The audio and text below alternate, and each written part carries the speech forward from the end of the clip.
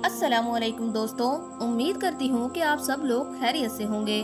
दोस्तों, आज की इस वीडियो में फिरौन और उसकी खादमा का जिक्र करेंगे कि किस तरह से फिरौन ने अपनी खादमा मशाता पर जुल्म का पहाड़ तोड़ा और अल्लाह ने उस औरत के सब्र का कितना बड़ा अजर दिया।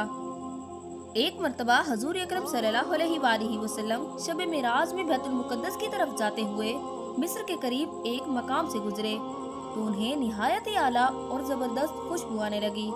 आप सल्लल्लाहु अलैहि वसल्लम ने हज़रत जिब्राइल अलैहिस्सलाम से पूछा कि ये खुशबू कैसी है, तो जिब्राइल कहने लगे, ए अल्लाह के नबी, ये खुशबू फिरौन की बेटी की खादमा मशाता और उसके औलाद की कब्र से आ रही है।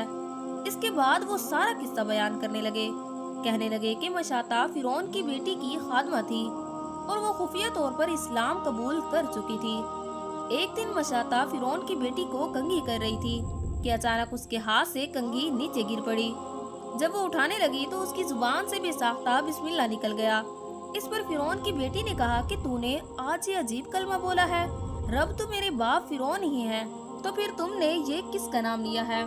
तो खादमा ने जवाब दिया, फिरौन रब नहीं है, बल्कि रब तो वो अल्लाह है जो मुझे, तुझे और फिरौन को रोजी देता है, जिसने हम सबको पैदा किया है। ये सुनकर शहजादी ने कहा कि अच्छा, तू मेरे बाप के सिवा किसी और को अपना रब मानती है? उसने जवाब दिया, हाँ, तेरा, मेरा और तेरे बाप का सबका रब अल्लाह ही है। दोस्तों, शहजादी ने अपने बाप को कहलवाया तो फिरौन सख्त गजबनाक हुआ और उसी वक्त उसे दरबार में बुलवा भेजा और कहा, क्या तू मेरे सिवा किसी और को अपना रब मानती है?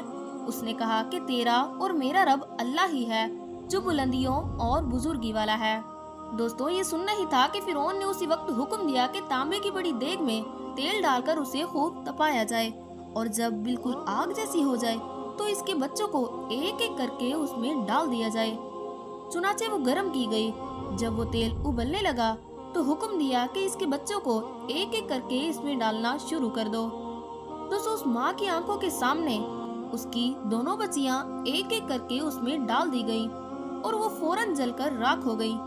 इस पर फिरौन ने अपनी खादमा से कहा कि अब तुम उस खुदा को छोड़ दो और मुझे रब मान लो। खादमा ने कहा कि हरगिज नहीं, मैं तुम्हें कभी भी खुदा तस्लीम नहीं करूंगी। इसके बाद सबसे छोटे बच्चे की बारी आई जो अपनी माँ का दूध पी रहा था। फिरौन के साथियों ने उसे घसीटा तो उस नेक औरत की आंखों तले अंधेरा सा छा गया और वो अंदर से तड़पने लगी और जमीन पर गिर पड़ी। दोस्तों, अल्लाह रब्बुल इज्जत उस औरत पर गुजरने वाली कयामत और उसके सब्र से खूब वाकिफ था, लिहाजा अल्लाह ने अपनी कुदरत दिखाई। वो मासूम सा बच्चा जो अभी बोल नहीं सकता था, अल्लाह के हुक्म से उसमें बोलने की ताकत आ गई। भरे दरबार में वो बच्चा बोलने लगा कि ऐ मेरी माँ, तू गम ना कर, बेशक दुनिया की सजा आखिरत के अजाब के मुकाबले में बहुत हल्की है।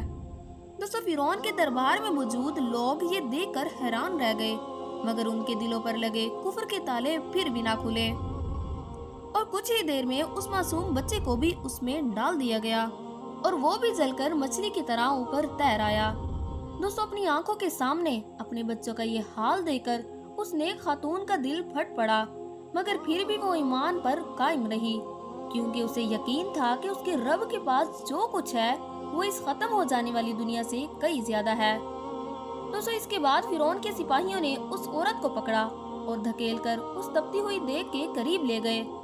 खादमा के जहन में एक बात आई। उसने फिरौन की तरफ देखा और कहा कि मेरी एक दरख्वास्त है। ये सुनकर फिरौन को कुछ उम्मीद हो गई।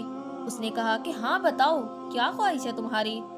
उस औरत ने कहा, तुम मेरी और मेरे बच्चों की हड्डियां एक साथ दफन करना। इसके बाद उसने अपनी आंखें बंद कर ली और उसे भी उस आग में डालकर मार दिया गया। दोस्तों, हज़रत जिब्राइल अलैहिस्सलाम ने ये सारा किस्सा बयान करने के बाद फरमाया, ए अल्लाह के रसूल, ये खुशबू की महकें उसी के जन्नती महल से आ रही हैं। सुबहान अल्लाह। अल्लाह पाक से दुआ है कि वो हमें भी ईमान पर साबित कदम रहने की तौफीक अता फरमाए। आमीन। अगर वीडियो अच्छी लगी हो तो इसे लाइक और शेयर जरूर करें और हमारे चैनल को सब्सक्राइब करें।